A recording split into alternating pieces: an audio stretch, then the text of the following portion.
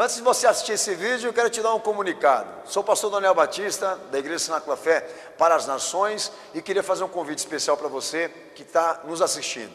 Passa pelo nosso site, horadaverdade.com, site oficial da nossa igreja, onde nós vamos ter um encontro marcado ali todas as quintas-feiras, às 8 da noite, e aos domingos, 7 da noite, nos nossos cultos ao vivo. Nosso ministério com compromisso de transmitir todo o conteúdo desse culto para a edificação do teu coração. Horadaverdade.com, vou ficar muito feliz de te conhecer, de poder estar junto com você, com certeza, num só corpo, numa só fé, num só amor ao nosso Senhor e Salvador Jesus Cristo. Um beijo, um abraço, te vejo lá.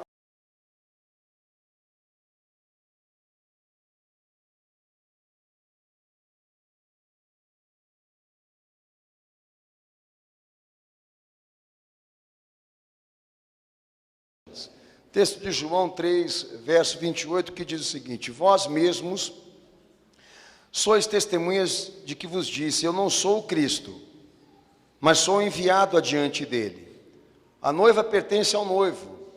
O amigo do noivo que lhe assiste, espera e ouve, e alegra-se muito com a voz do noivo. Essa alegria é minha, e agora está completa. É necessário que ele cresça e eu diminua. Aquele que vem de cima é sobre todos. Aquele que vem da terra pertence à terra e fala como alguém da terra. Aquele que vem do céu é sobre todos. Ele testifica do que viu e ouviu, mas ninguém aceita o seu testemunho. Aquele que aceitou o seu testemunho confirmou que Deus é verdadeiro. E aquele que Deus enviou fala as palavras de Deus, pois Deus lhe dá um espírito sem medida. O Pai ama o Filho e todas as coisas confiou nas suas mãos. Todo aquele que crê no Filho tem a vida eterna, mas todo aquele que rejeita o Filho não verá a vida, pois sobre ele permanece a ira de Deus. Amém? Amém. Quem crê nesta palavra dá glória a Deus? Amém. Quem crê nela dá glória a Jesus? Amém. Amém. Pode se assentar, Deus abençoe todos vocês.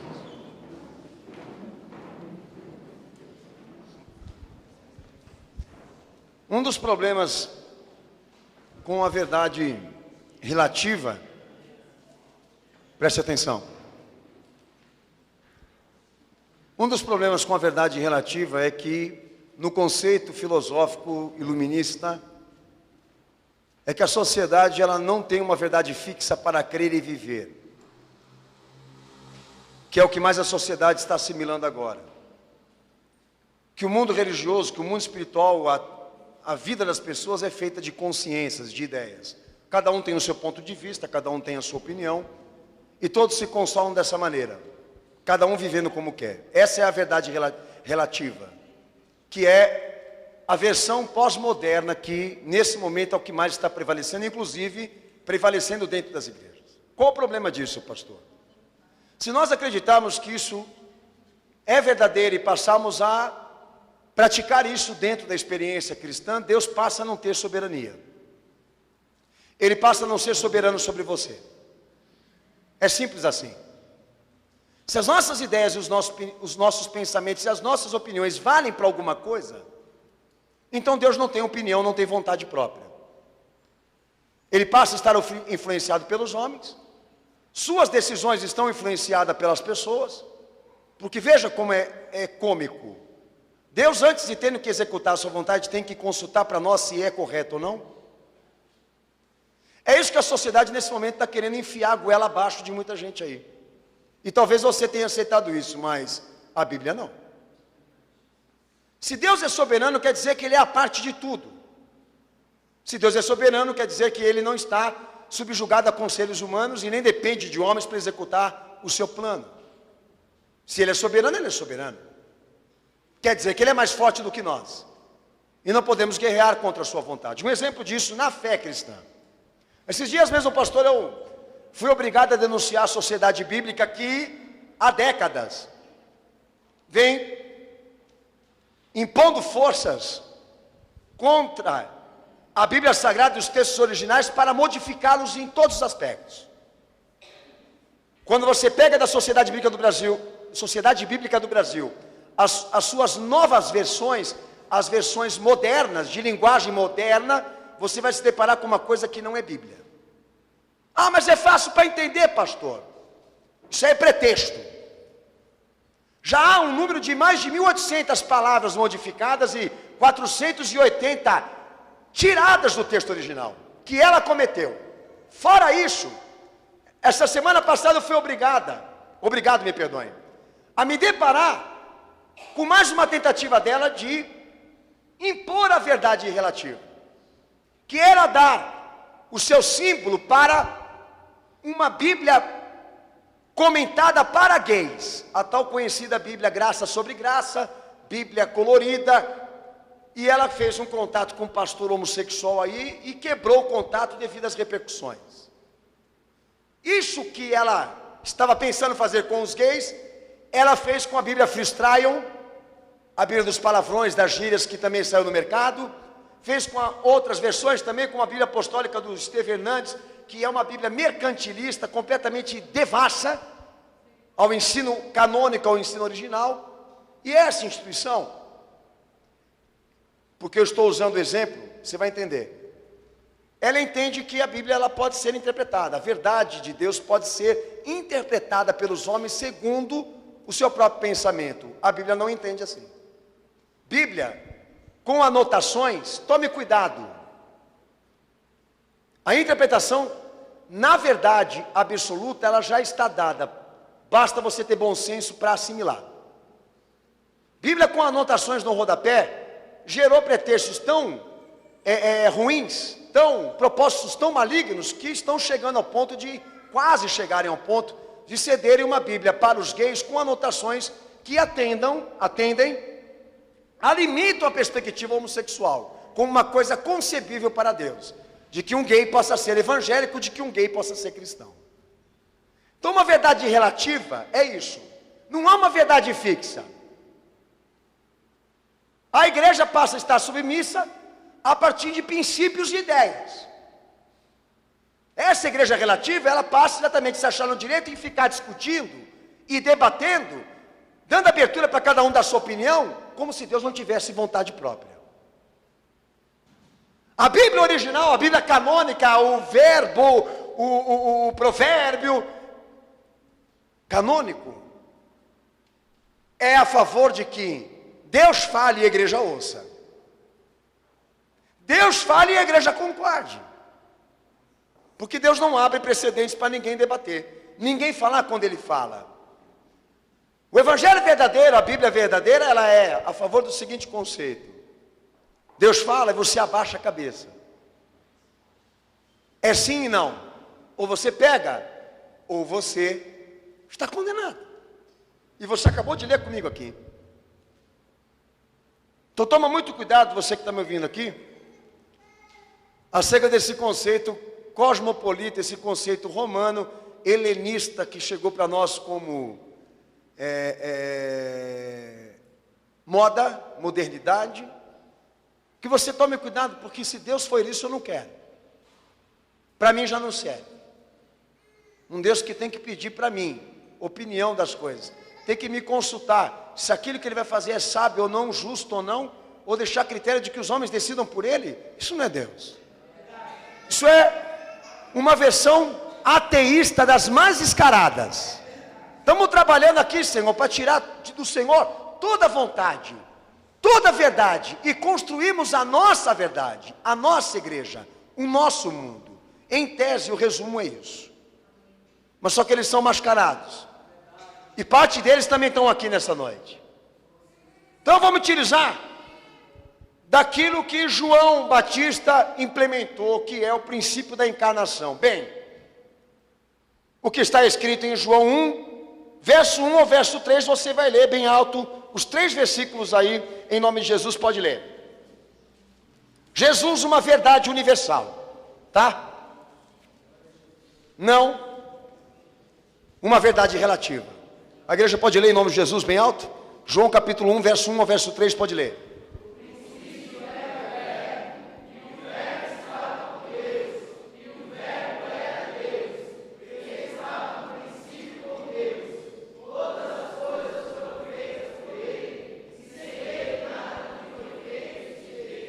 Então, como todo mundo percebe, O que João está determinando por intermédio daquilo que o Senhor Jesus pregou, é que o fenômeno Jesus, ele era na verdade a salvação encarnada. A salvação obtendo um sentido encarnado, um sentido físico, um sentido psíquico, um sentido humano, por qual causa? Por qual propósito, pastor Daniel?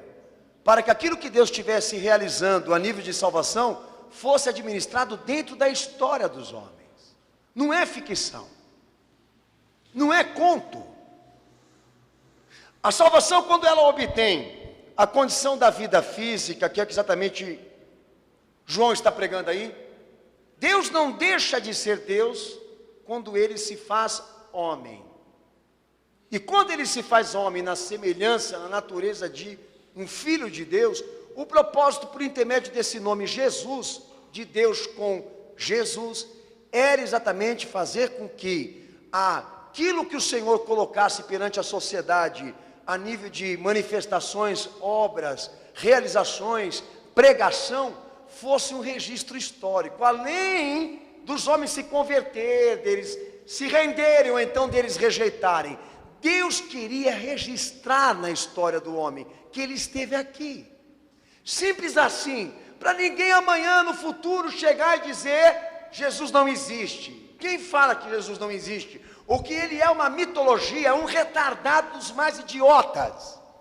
Porque ele está negando a arqueologia, ele está negando a história. Jesus é um marca-passo na história. Então a doutrina da encarnação, que o Evangelho está te pregando aí, já mostra para nós que Deus tem todos os meios possíveis dentro da história humana para te dizer quem é Ele, pelo amor de Deus. E não deixar a igreja e os homens sem saber o que é isso, ou dizer o que é isso.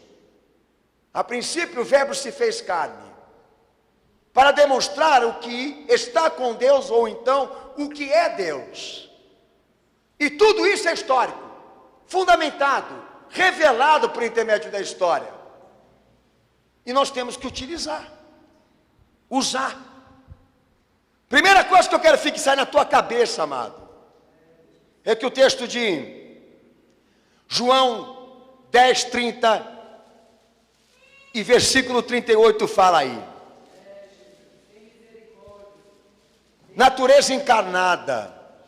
Se o significado da salvação que Deus enviou para a humanidade obtém a forma humana, como eu estou dizendo a você, a natureza encarnada que Jesus representa adquiriu humanidade, se tornou carne, mas não alterou a sua deidade, não alterou a sua forma divina quando isso aconteceu. Lê o texto aí para o pastor, versículo 30 e versículo 38, por favor.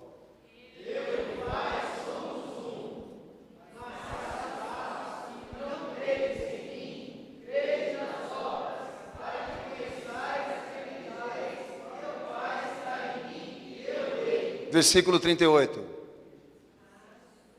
Pode ler. 38 vocês leram também?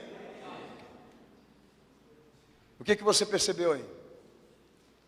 Que se Jesus, ele é a ação encarnada de Deus na terra, ele é o Filho de Deus encarnado, é o Filho que se faz carne, que se faz homem, que se faz Jesus, o Cristo que se faz Jesus. Esse processo de encarnação não alterou sua natureza.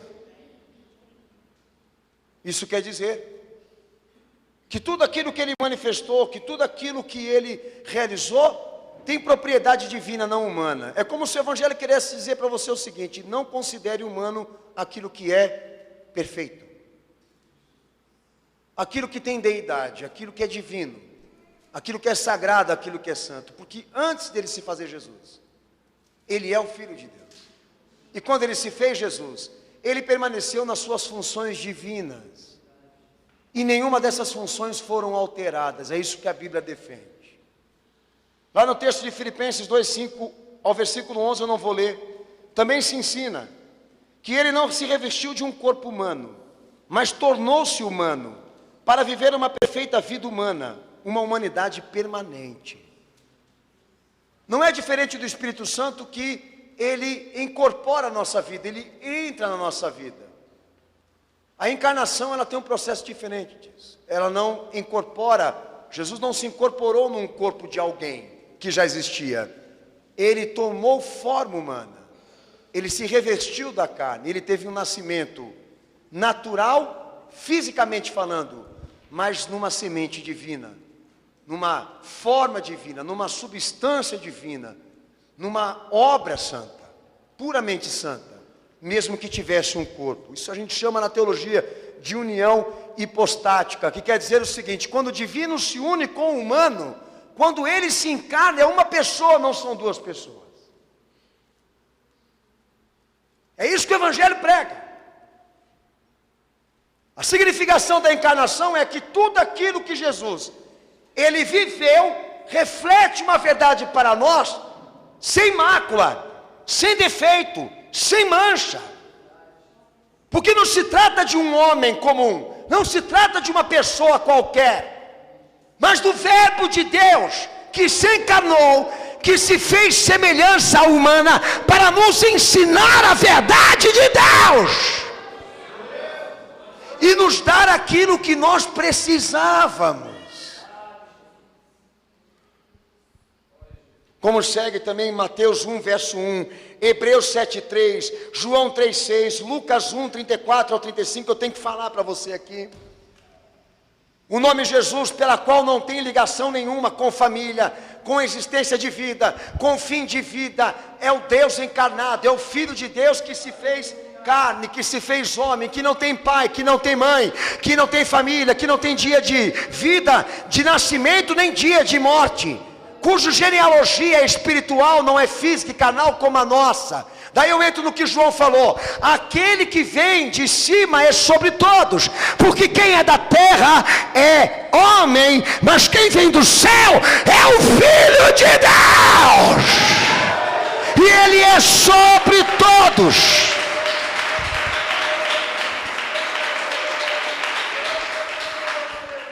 Sua forma humana não altera a sua forma divina.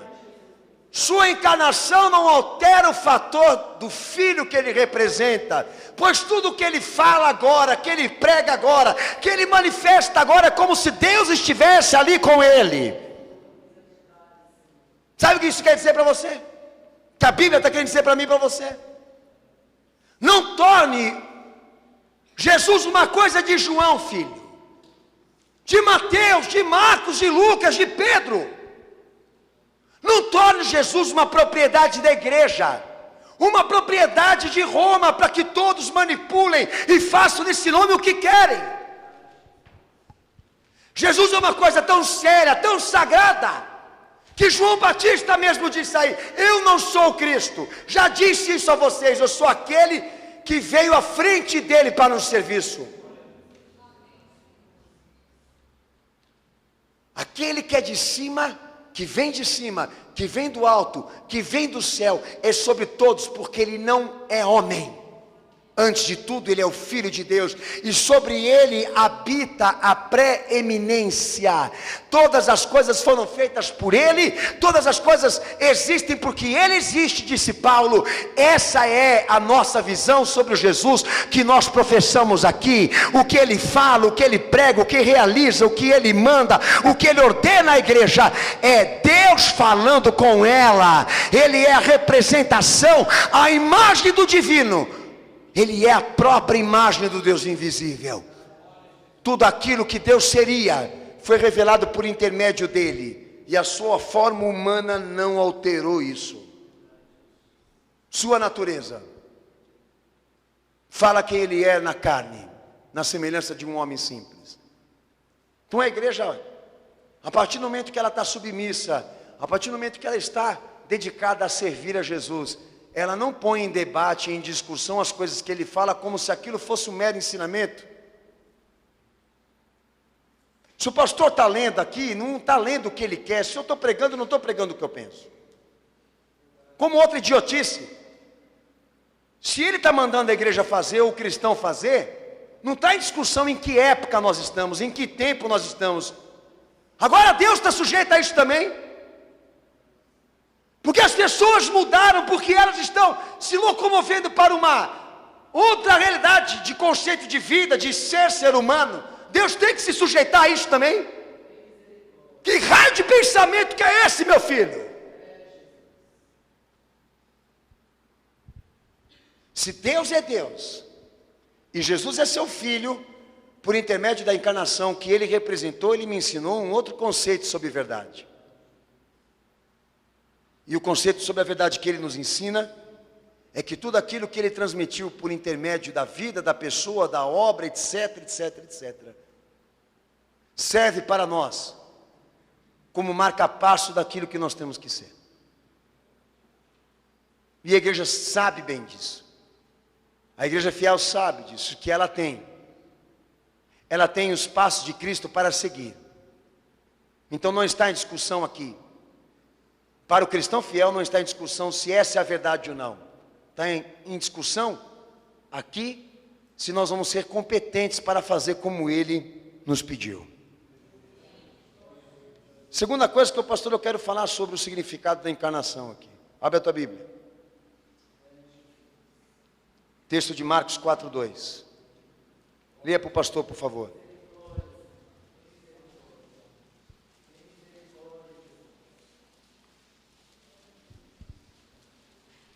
Leia em voz alta, Marcos 4:2, por favor.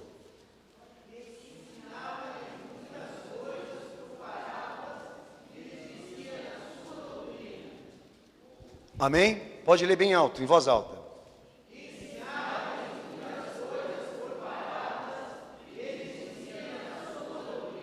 Versículo de baixo, lê também.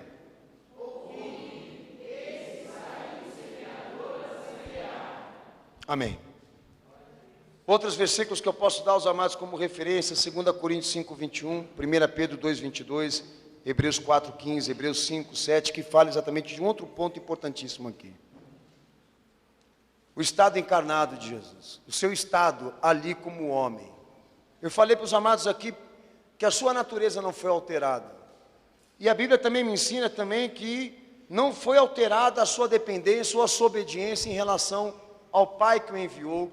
Não foi alterado o seu poder, a sua forma divina sobre o pecado da qual ele estava exposto, a liberdade do pecado que estava diante dele, que ele poderia se influenciar por aquilo, errar como nós erramos, mas em momento algum ele se deu ao pecado, ele se deu à iniquidade, ele se deu ao que nós nos damos, ao que nós nos formamos, que é pecar.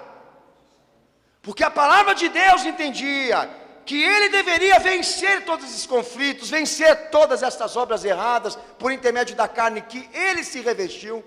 Ele deveria ser perfeito na execução da vida que Deus havia proposto a ele, para que Deus tivesse a justiça que ele precisava para resgatar gente como nós aqui. O estado dele é sem pecado. O estado dele no Evangelho é de um homem perfeito. O estado dele é daquele que venceu o pecado, que venceu o diabo, que venceu todas estas dificuldades da qual nós nos tornamos uns escravos dependentes um dia. E por intermédio dessa obediência, dessa verdade, ele se tornou a plenitude de Deus. Ele se tornou a verdade revelada de Deus, como diz Paulo em Colossenses 1, versículo 15 ao versículo 19. Você vai ler também.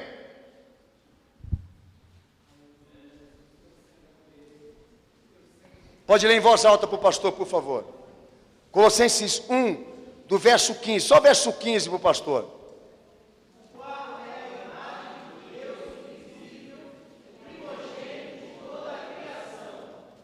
Pode ler o versículo de baixo, também é bom.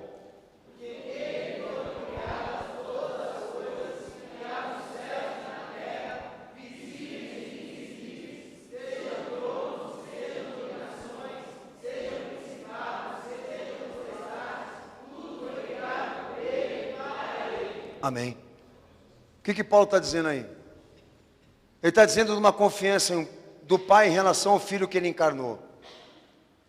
De que por intermédio do Filho ele podia confiar que ele ia poder revelar todos os seus mistérios por intermédio dessa encarnação.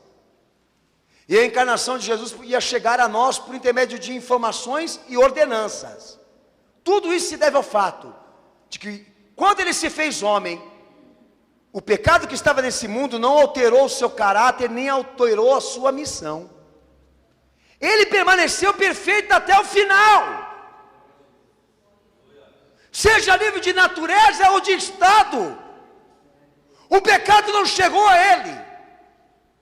Como atingiu a nós, como disse João, aquilo que é da terra, e aquele que veio do céu é sobre todos. Por quê? Porque este é impecável. Não só porque é feito de uma natureza divina, mas porque foi fiel, mesmo sujeitado, mesmo exposto aos pecados desse mundo, ao diabo. Ele permaneceu invicto e fiel até o último instante dele aqui entre os homens, porque Deus havia confiado a ele uma missão: revelar os seus mistérios por intermédio da sua pessoa, da sua obra, por intermédio da sua manifestação, para que lá no final, quando ele ressurgisse, o legado que ele deixasse para a igreja fosse esse: que todas as informações que estão no Evangelho, que viram regras, são perfeitas porque foi Deus quem as manifestou. E não é para virar na mesa da discussão da tua casa, da tua família ou da tua igreja meras palavras. Porque o Evangelho, na vista bíblica, na vista da fé, é a revelação pura de Deus. Agora, se há uma verdade relativa e não absoluta dentro de uma igreja, nós entendemos que Jesus não é suficiente. Se os homens opinam, ou mandam na igreja, ou se eles têm poderes de influência e educação sobre nós mais do que Cristo, nós estamos deixando claro aqui que Jesus não é suficiente, que o plano dele não é perfeito. Abrimos um precedente para discutir se ele teve pai ou mãe mesmo, biológicos. Abrimos um precedente para discutir se ele não transou com Maria Madalena. Abrimos um precedente para falar um monte de besteira. Surgiu um monte de ataques contra ele, como a sociedade o faz. Então tira o nome de evangélico e de cristão dessa tua testa, se você não concebeu um Jesus impecável, porque você não é digno nem de falar esse nome pela tua boca. Ainda mais quando é investida na palavra dele, no teu coração é tida por coisa humana, e não como revelação divina. Paulo define que toda a plenitude habita nele. Tudo que Deus poderia ser, Jesus foi entre os homens. Tudo que ele queria que os homens conhecessem dele, o seu filho veio para manifestar.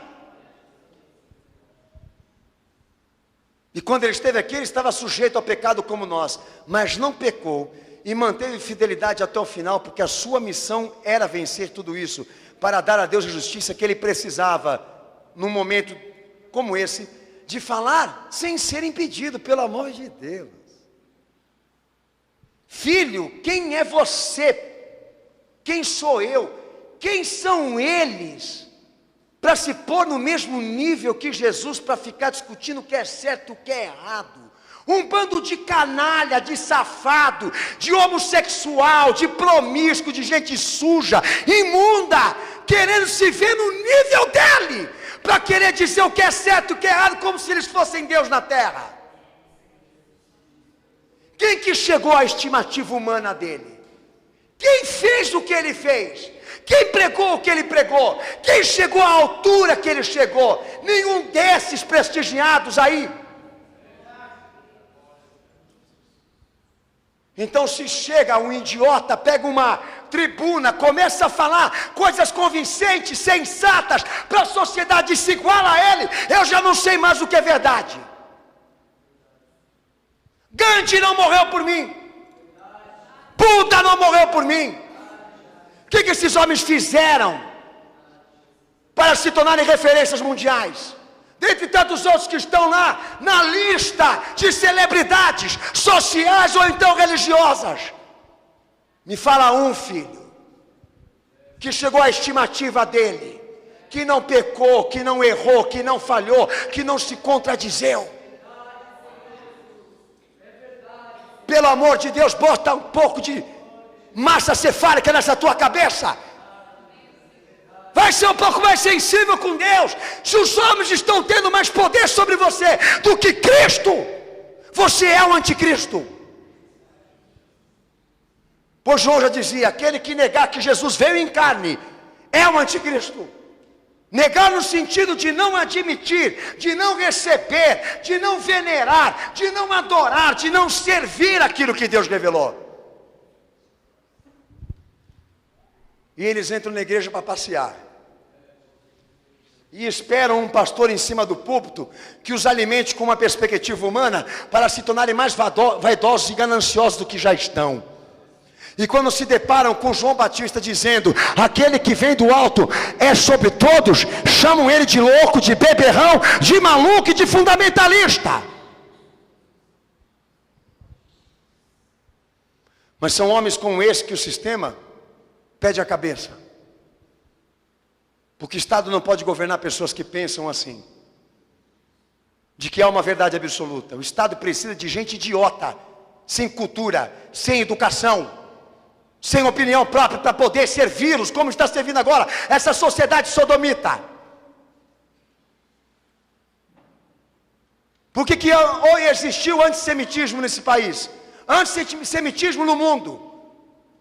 Porque antes de Jesus vir à terra, os judeus eram uma prova histórica do que Deus era a nível de pensamento e vontade.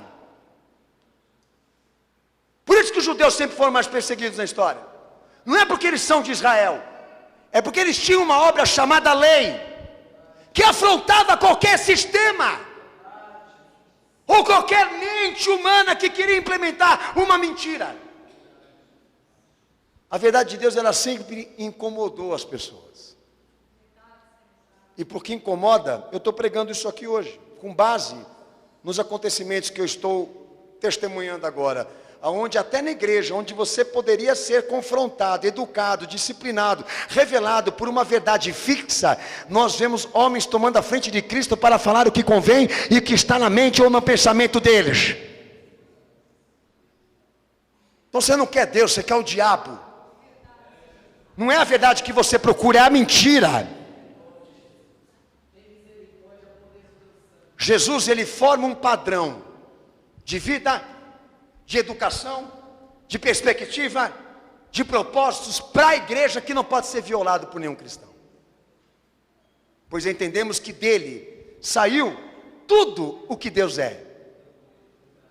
Tudo o que ele representou a nível de encarnação é alimento espiritual para essa igreja que está hoje aqui balangando o berço e não sabendo de quem é e nem para onde vai. Há poder no sangue de Jesus. Há poder no sangue de Jesus. Há poder no sangue de Jesus.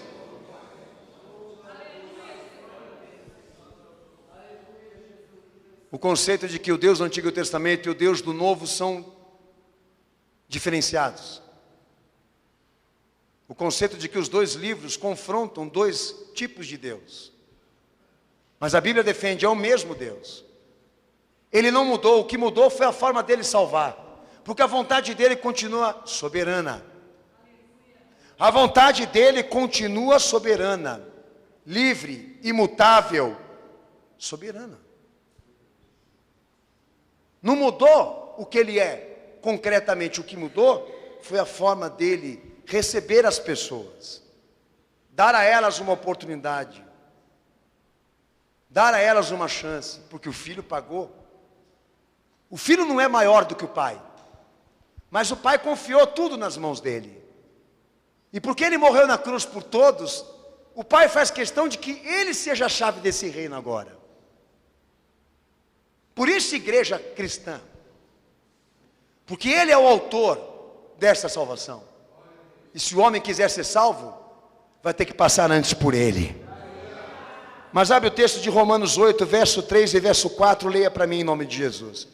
Com frequência o Senhor Jesus se referiu como filho do homem para descrever o seu caráter e a sua missão, como rege Daniel 7,13, que ele haveria de triunfar até o fim sobre a carne. Lê o texto para o pastor bem alto em nome de Jesus.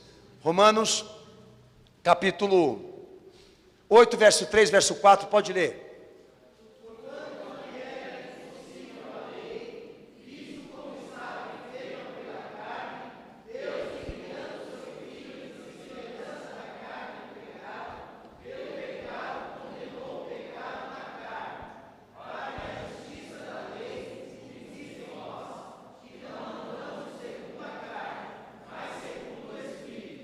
Amém?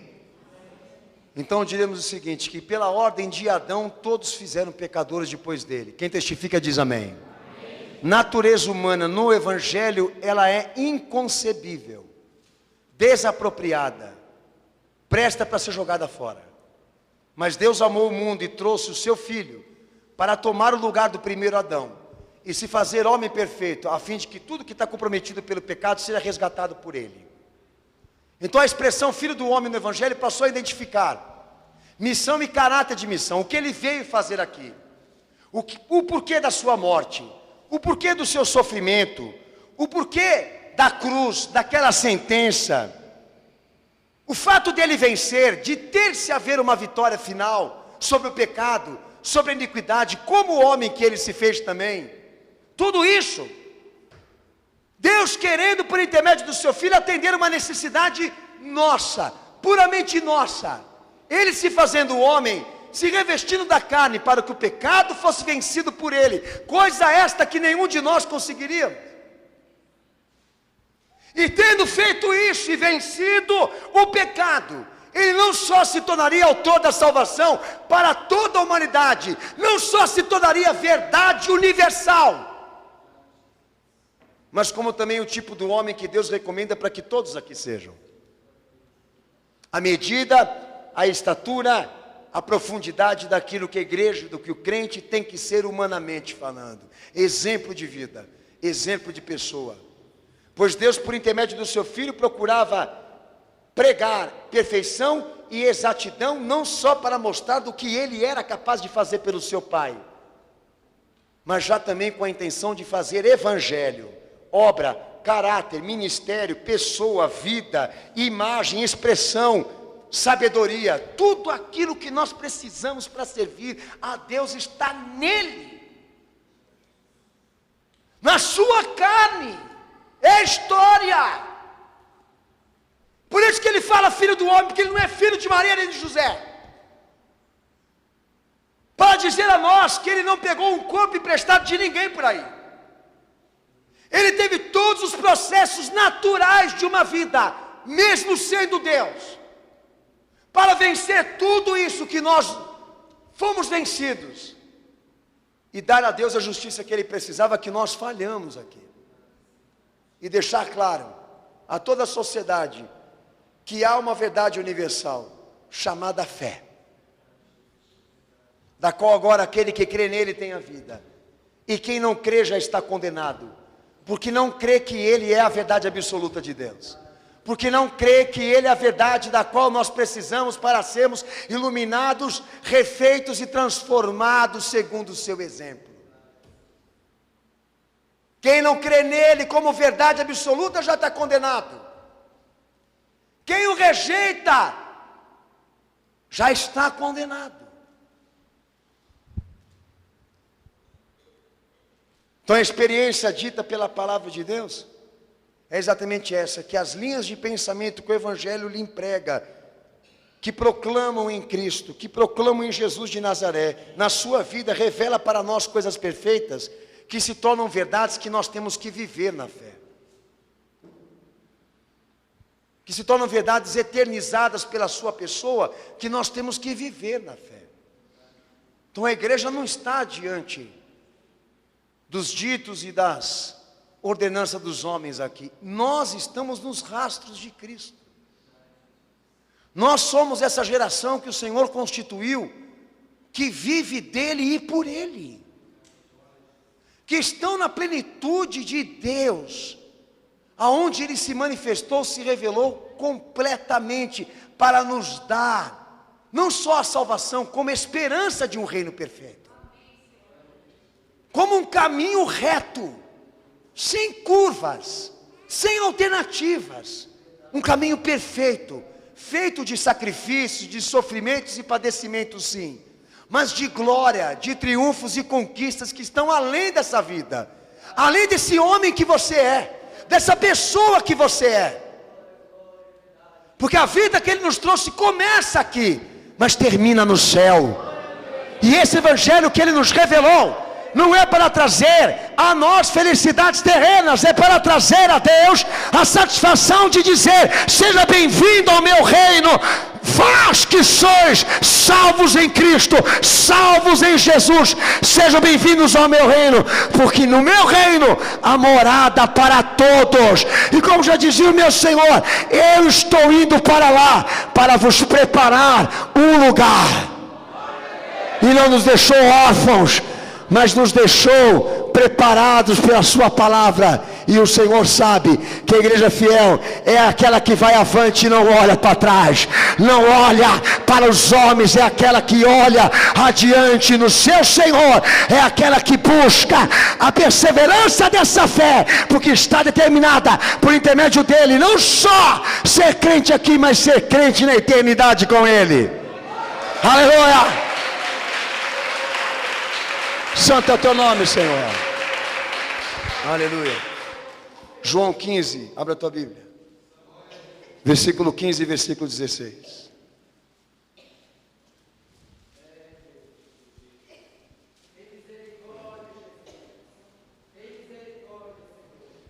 Pode ler bem alto para o pastor, por favor.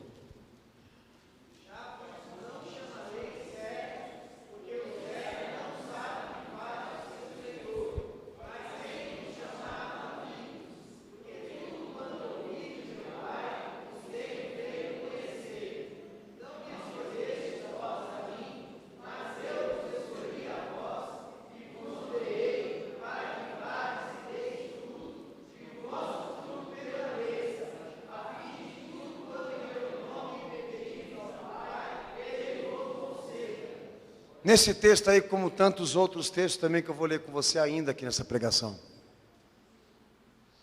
o Senhor ele deixa claro o que para a igreja? Que Ele nos revelou uma palavra, que Ele nos revelou uma doutrina, um tipo de ensinamento, um tipo de pessoa que nós temos que ser aqui, que não é opção. Que uma das suas missões aqui na terra com os homens era que a verdade sobre Deus fosse dita. Quem Ele é, o que Ele tem feito, o que será, o que nós temos que ser. Então Jesus entende que quando a igreja quando os homens ficam diante do que Ele prega, indecisos, incrédulos, divididos quanto ao que está sendo dito por Ele, Ele entende que Ele está sendo desprezado e rejeitado, e quem despreza e rejeita o que Ele fala, está chamando condenação para si mesmo. É importante, pastor, eu fixar isso aqui para vocês, hoje aqui nessa noite. O fato dele e os homens se interagirem nesse aspecto. Ele fala, se você crê, Ele salva, se você não crê, Ele te condena. Essa experiência que o Evangelho transmite para nós, quer dizer o quê? Que é o que Ele quer, é o que Ele ensina que tem que prevalecer, que tem a preeminência. Já o que eu penso, o que eu quero, estão subjugados por aquilo que Ele está me ensinando agora. Se eu não conseguir oferecer a Ele a minha vida, a minha rejeição, a minha morte, nas minhas vontades, Ele não atingiu o propósito dEle na minha vida.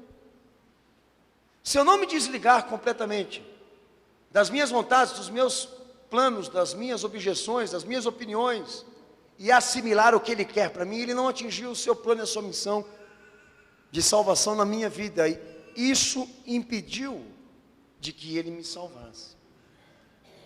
Porque é uma verdade nele que está sendo dita agora, que Ele não quer que você a tenha por natureza comum, não quer que você a tenha por estado pecaminoso, não quer que você a tenha como coisa do homem, como coisa da corrupção, como coisa gerada aqui entre os homens, da cabeça deles, do coração deles, mas como a verdade que Deus revelou, para que você se adapte a ela, para que você seja convertido nela, e crendo nele assim, e aceitando o que ele fala, você cria vínculo de salvação com ele. Então Jesus, ele passa a ser o tipo, ele passa a ser o homem, ele passa a ser a pessoa que Deus quer que todos nós sejamos aqui. O quadro da perspectiva daquilo que Deus espera de todos nós aqui. Então, como não há uma verdade absoluta, como não há uma verdade fixa de Deus para nós, aqui dentro dessa igreja, lá fora eu não sei, mas esse povo que carrega a Bíblia na mão e fala, ou então se denomina como cristão, por exemplo, aqui vou dizer claramente o que aconteceu o ano de 2013, acho que foi, o Papa chegar e dizer que não há inferno, que não há fogo, que não há mortos no inferno. Se Jesus pregou sobre o inferno, se ele pregou sobre as almas que estão lá, se ele pregou sobre o fogo eterno, quem é ele para chegar e dizer que não tem? Nada disso. Ele é maior do que Jesus. Que ele. Que isso aconteceu aí no ano de 2013. E até católico ficou horrorizado com o que esse homem falou. E abre um precedente exatamente para deixar claro o quê? Que a Igreja Católica Romana, como sempre foi a mãe da heresia, está querendo exatamente se ajuntar para fazer a farra completa na sociedade. Bem, nós temos uma Bíblia que fala sobre um assunto com ênfase, mas nós queremos transformar isso aqui numa figura, numa ficção. O Senhor entende que isso é um ato contra Ele, de infração contra Ele. Você está o rejeitando, você está o negando. Todas as vezes que você não crê no que Ele fala, Ele foi humilhado em vão, morreu em vão, sofreu em vão, foi perfeito em vão por você, porque nada do que Ele foi você leva em consideração. E a condenação do mundo é esta: a luz veio ao mundo, mas os homens amaram mais as trevas do que a luz, e não vieram para a luz a fim de que as suas obras fossem feitas em Deus, reveladas por Deus. E a condenação do mundo é essa: não olhar para Ele, não admitir nele a verdade que todos nós temos que seguir. O Deus que se fez carne, mas que não foi alterado, que não foi modificado, no seu caráter, na sua vida, na sua missão, na sua obra, na sua essência, e preservou-se perfeito entre nós, para deixar essa igreja o caminho que ela precisa seguir, para deixar a nós a revelação que nós precisamos seguir. Então João Batista diz o seguinte, né? Lá no versículo 30 de João capítulo 3. É necessário então que ele cresça e eu? É necessário que ele cresça e eu? É necessário que ele cresça e eu? Quem tem que diminuir? Quem tem que crescer? Como é que vocês entendem que isso acontece? Sobre as nossas vontades. É necessário que ele cresça e eu diminua, porque aquele que vem de cima é sobre todos. E os que saíram daqui são todos pecadores, mas ele não. Ele é a verdade absoluta de Deus. Para que ele cresça, eu tenho que diminuir. Para que ele cresça, eu tenho que ser vencido por ele. Para que ele cresça, eu não posso mais permitir que a minha opinião se sobressaia ou seja maior ou então do mesmo nível que ele. Ou ele vence, ou ele cresce, ou nós estamos negando ele aqui. Ou ele é recebido como vontade, ou ele é recebido como revelação que nós temos que seguir, ou então nós estamos se autocondenando aqui, segundo a fé cristã, segundo a palavra de Deus. Mateus 11, 29, leia bem alto. Leia. Mateus 11, 29.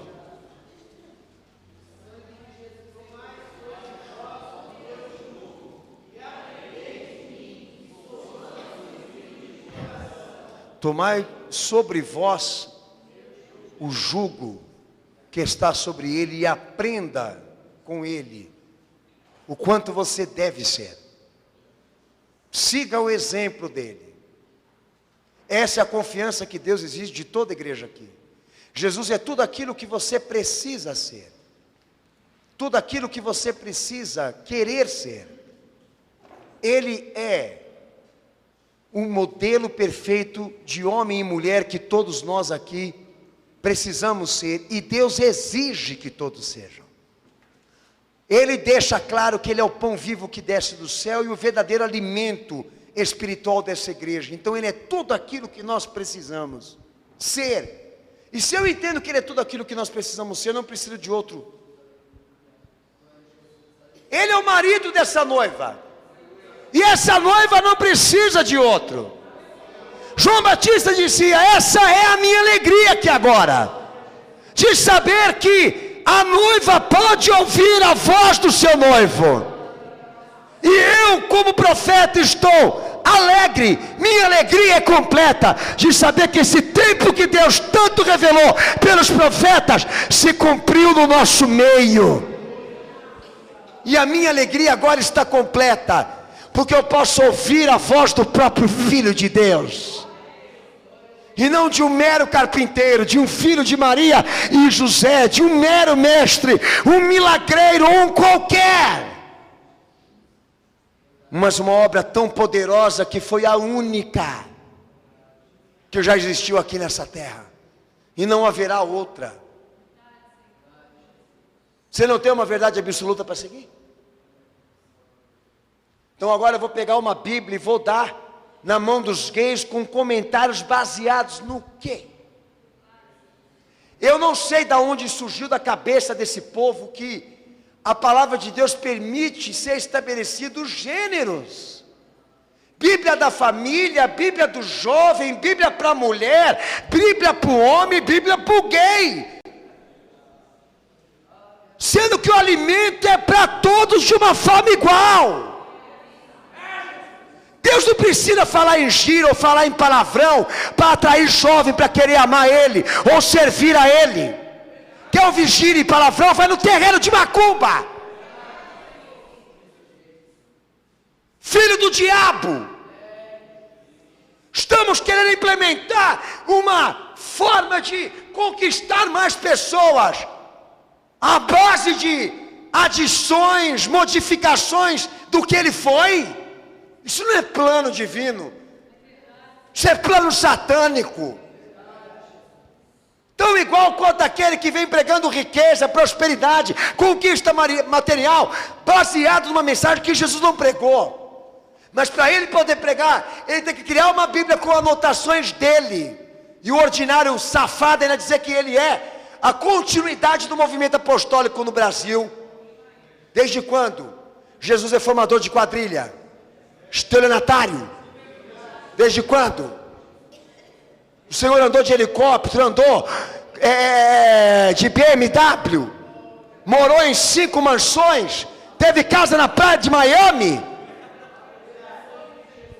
Agora os gays, Jesus não tem mais opinião para falar quem é o gay, não tem mais opinião e verdade para falar quem é Sodoma e Gomorra, não tem mais autoridade para dizer o que é isso.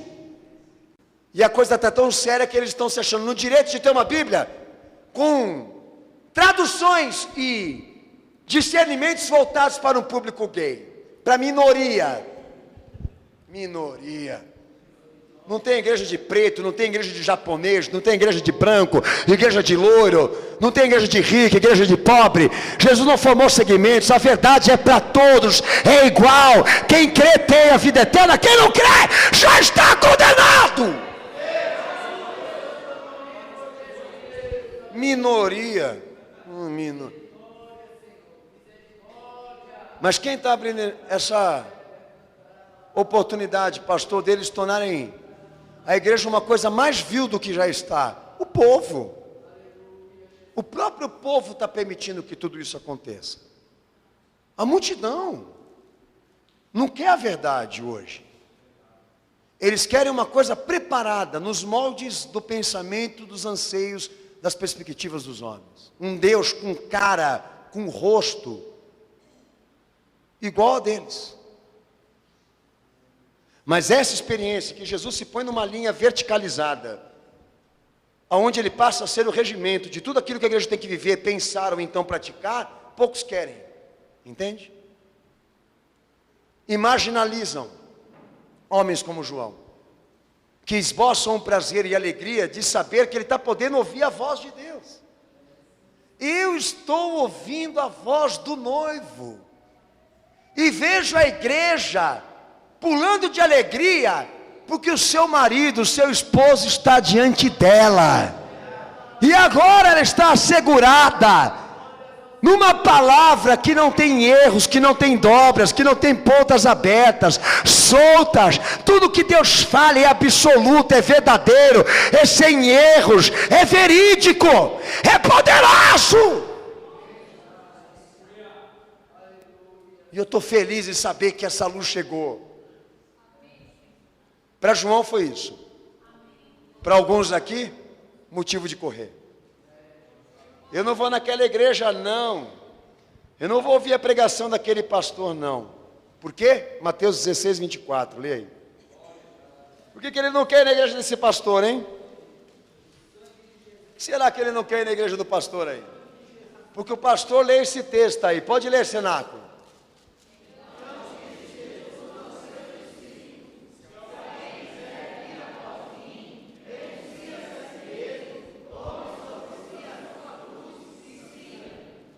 Amém?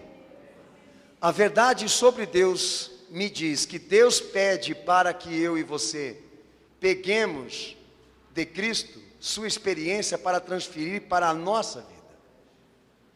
A renúncia.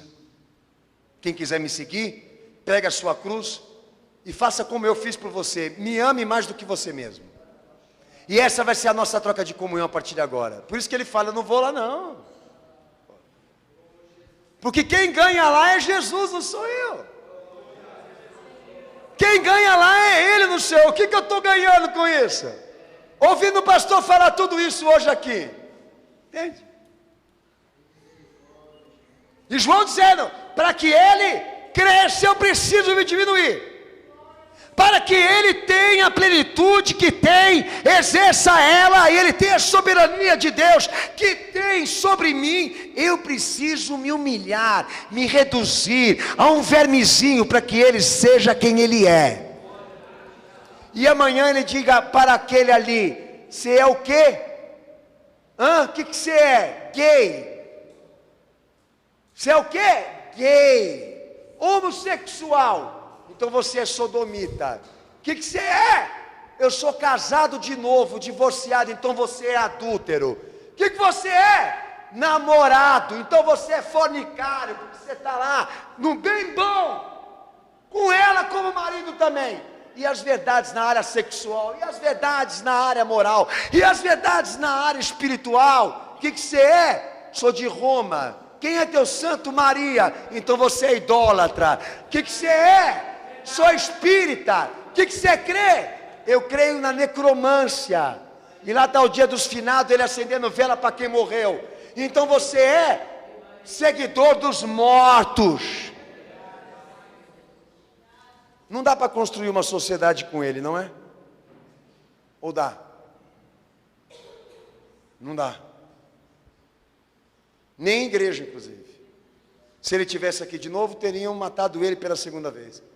E se João tivesse vindo pregar isso aqui nas igrejas hoje, ele seria posto para fora, porque as pessoas não estão querendo que o Senhor seja soberano sobre nada daquilo que elas fazem aqui. E aí é que está a desgraça da situação. Por isso que a verdade relativa é a melhor e mais indicada para a sociedade atual, inclusive a questão religiosa também. Porque ali todo mundo discute, debate, cada um tem o seu princípio, cada um tem a sua forma de ver, vamos respeitar, e essa filosofia todo mundo acha que vai mudar o mundo. Mas na verdade não vai mudar, vai dar a elas o anticristo. Vai dar a elas um sistema bem pior do que esse aí, que a escravize que a destrua, que faça atrocidades com ela mais perversas do que já fizeram. Essa é a base da tua admissão cristã?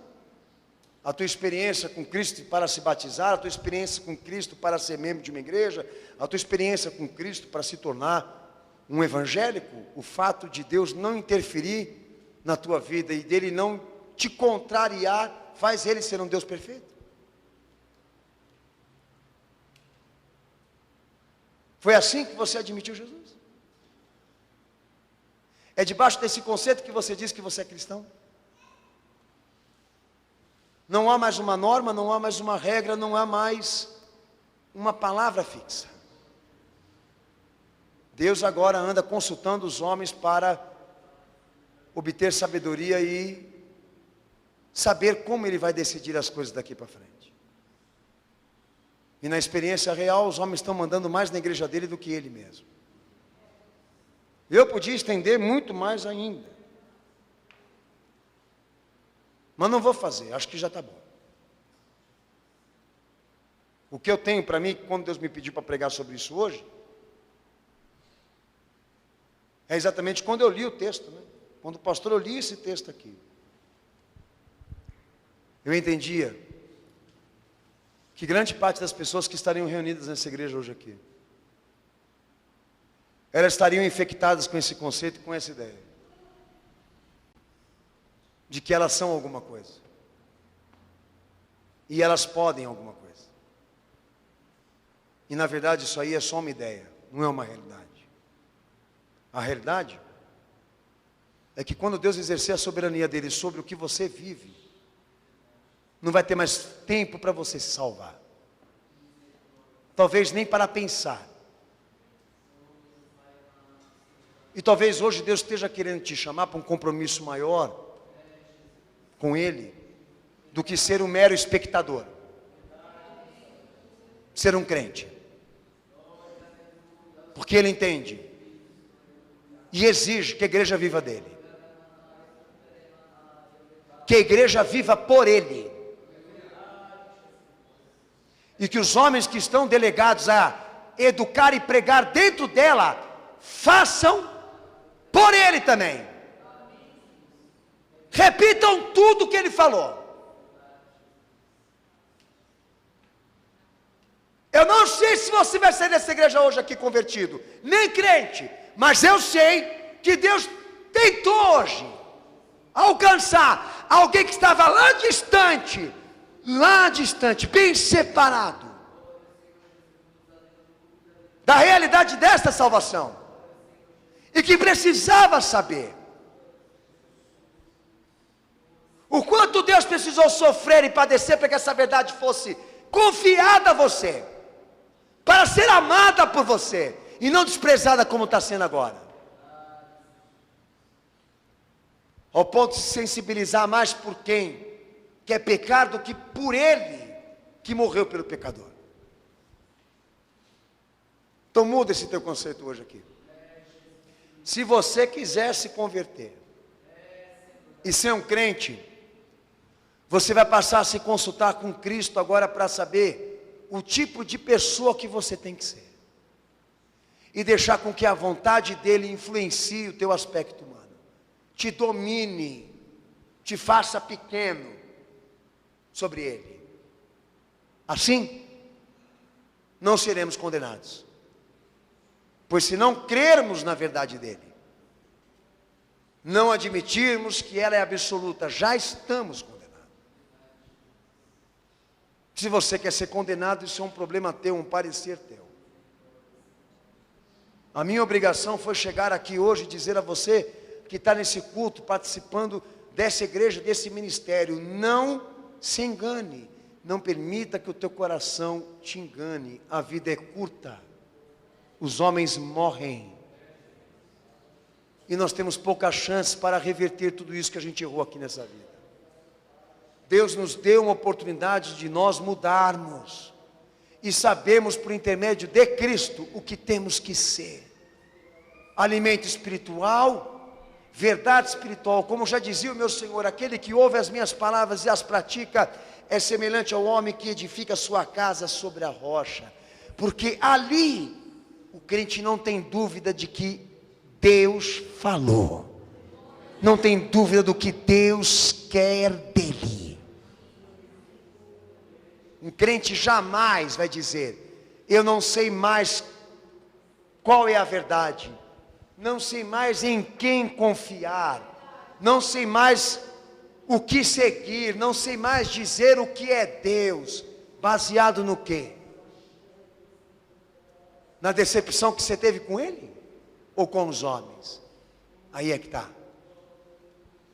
Dele, nós só tiramos uma coisa, um sentido, da qual nós temos que seguir até o final. E é o propósito pela qual essa igreja está batalhando e guerreando aqui agora. Enfrentando públicos, diversas pessoas ou tipos de pessoas, que entram aqui tentando utilizar de Jesus ou da fé um recurso para melhoria financeira, para melhoria sentimental, para melhoria espiritual, no tipo de amenizar os seus impactos de sofrimento sentimental, mas não querem se arrepender e se converter. Não querem ser crentes.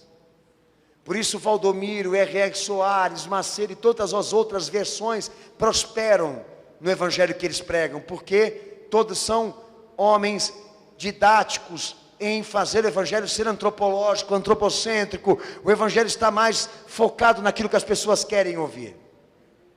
João Batista não existe mais. Pregadores como ele não tem mais, que se alegram em ouvir a voz do Salvador e transmitir para a igreja o que o Salvador está falando. Não existe mais esse pregador. É raro. Mas o que Deus tentou fazer com você hoje nesse culto aqui foi um pouquinho disso. Uma pessoa que veio lá de fora, com culturas, pensamentos, ideias das mais variadas. E Deus tentou tirá-lo dessa confusão, para trazer a ele para uma verdade única, para um único mediador, o qual se fez homem, carne, para não deixar nenhuma dúvida do que Deus é capaz de fazer por nós quando Ele ama, e do que Ele é capaz também de fazer quando Ele quer nos disciplinar, nos dar a direção, nos dar a correção, nos dar o caminho que nos leva ao céu. Que o Senhor Jesus tenha misericórdia de todos aqueles que ouviram essa palavra aqui nesta noite, e que Deus não permita com que elas saiam desta igreja como elas entraram hoje aqui, sem saber de quem são e para onde vão. Porque os crentes fiéis que estão aqui hoje, celebrando Cristo comigo nesse altar, sabem que a nossa jornada está chegando no fim, e que o dia do Senhor está próximo, e que estamos prestes a celebrar as bodas do Cordeiro, as bodas dessa salvação. Que não estamos indo em busca de homens, mas do Salvador. Não queremos homens, queremos o Salvador. Ele é a luz, Ele é o caminho, Ele é a verdade. Aleluia. Santo é o teu nome, Jesus. Abaixa a tua cabeça e fecha os teus olhos.